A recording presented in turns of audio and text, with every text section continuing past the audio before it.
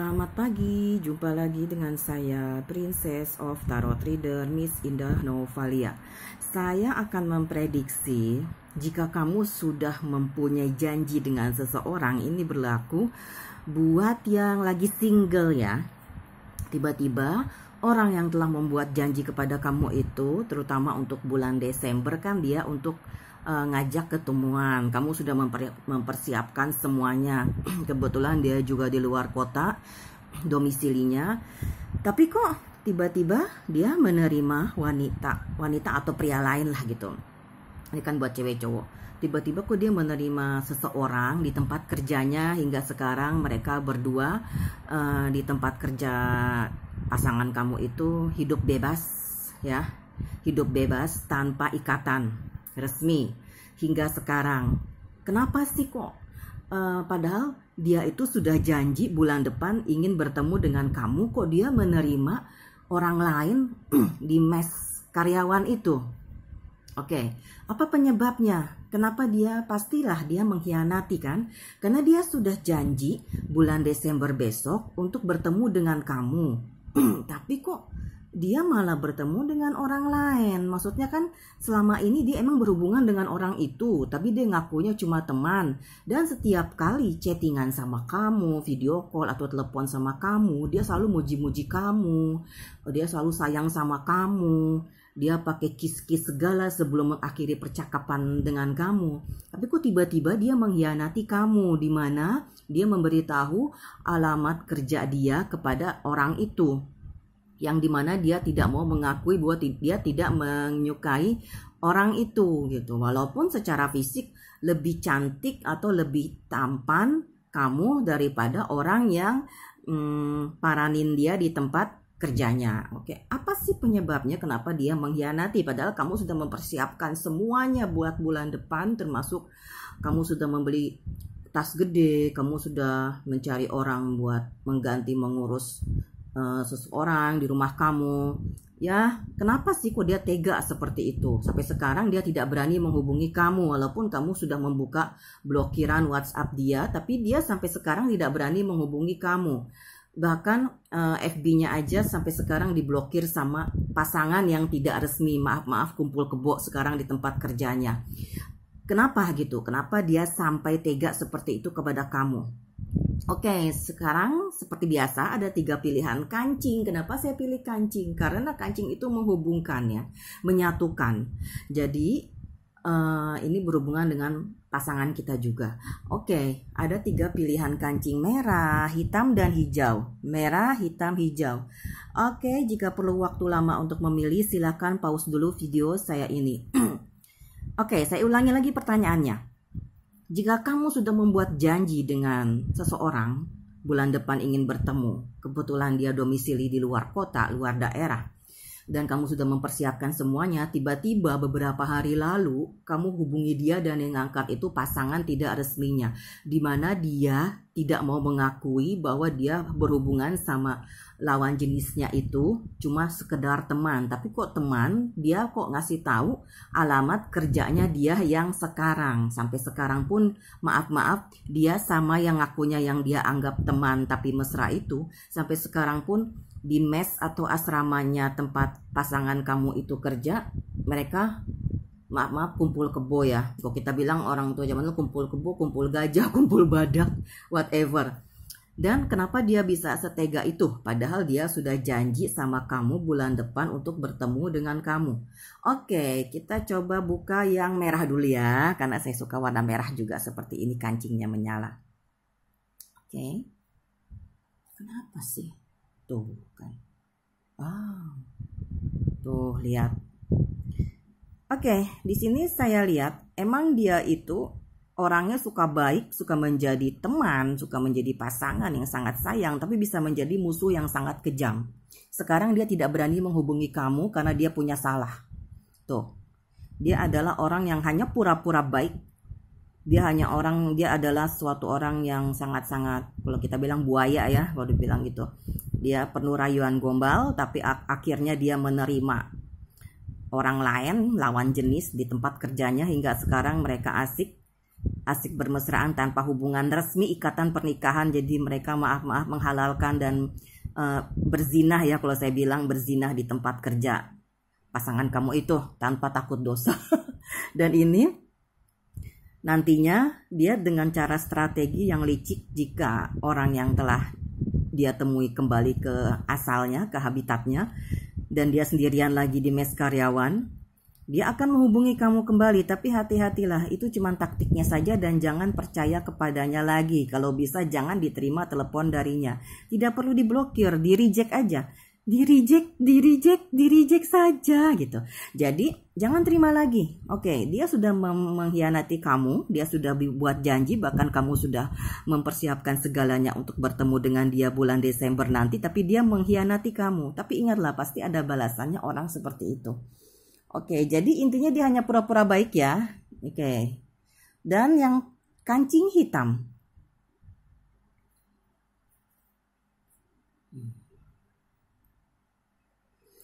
Oh, dia merasa kesepian di perantauan. Memang dia merantau kerjanya di sini, saya lihat.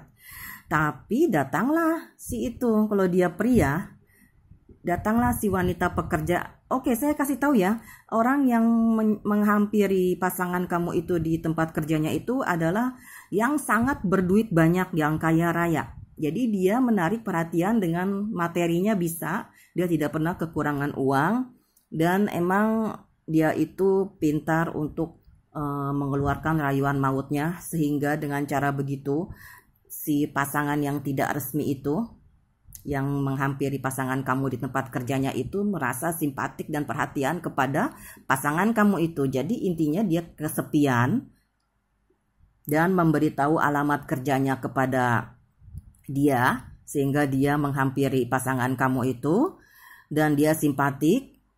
Dan dia emang akalnya cerdik, dimana dia yang penting tuh ingin berubah drastis menuju kesuksesan untuk menggunakan akal pikirannya.